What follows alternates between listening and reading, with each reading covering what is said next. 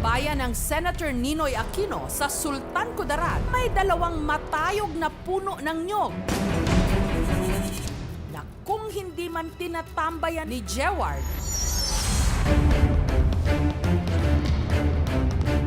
kanyang nilalakaran. Ang lubid kasi na ito, buwis buhay niyang tinatawid ng walang harness. Kaya naman siya binansagan.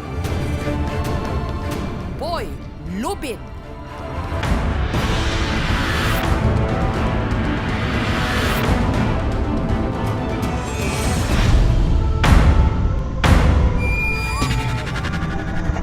At tapang ang lalaking ito sa Sultan Kudarat.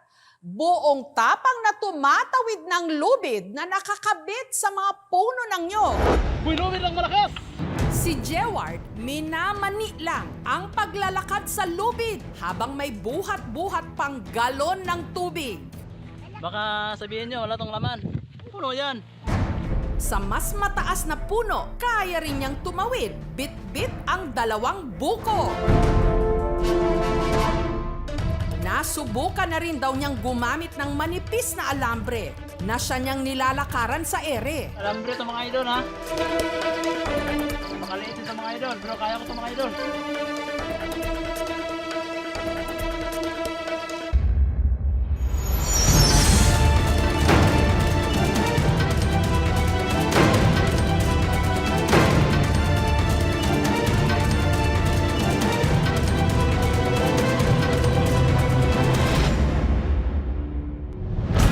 Kasanayan ni Boy Lubid sa pagbabalanse na master daw niya sa pagtawid-tawid sa ilog hanggang naisipan nga niyang ito ang gawing content sa kanyang vlogs. Nagkalison na yun.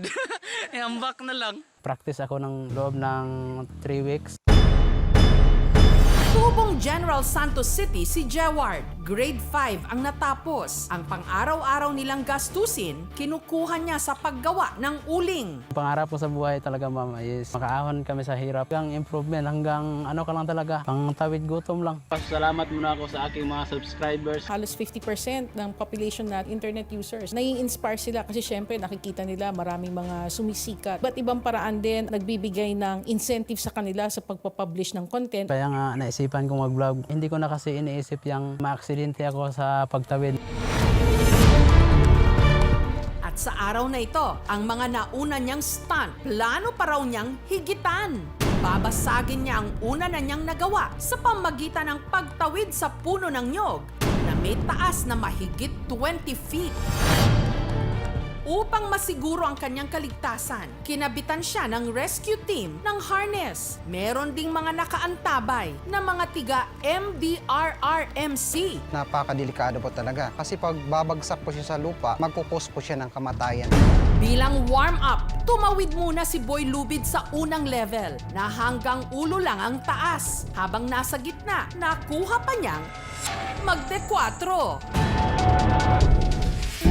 Hanggang sinimulan na niya ang totoong challenge. First time kong gagawin ito mga idol na 4 times sa height ko mga idol.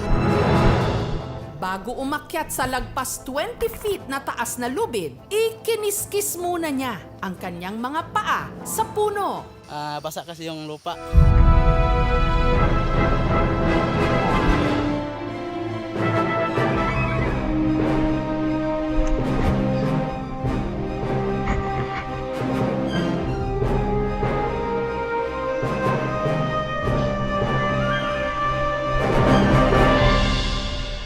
Sa una niyang mga hakbang,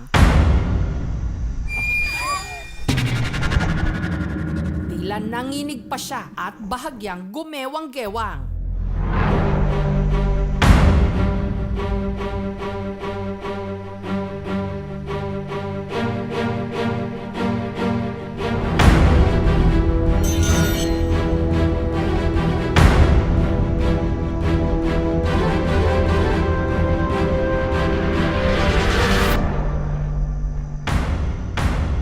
Kaya ang mga nakikiusyoso, tensyonado.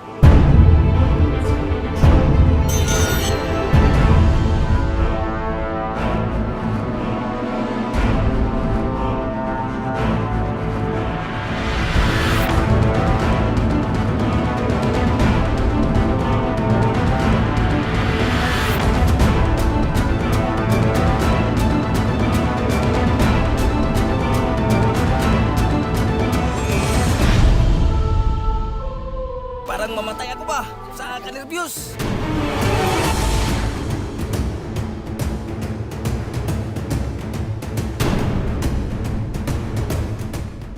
Pero si Boy Lubid hindi nagpatinag.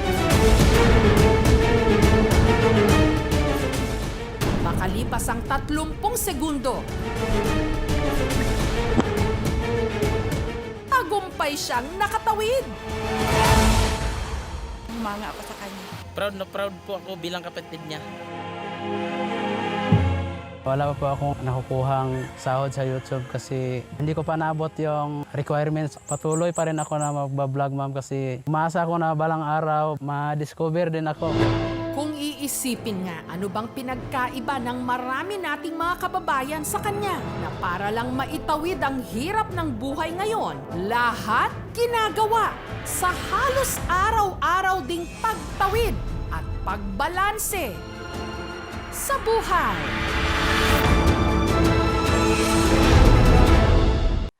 Thank you for watching, mga kapuso. Kung nagustuhan niyo po ang videong ito, subscribe na sa GMA Public Affairs YouTube channel. And don't forget to hit the bell button for our latest updates.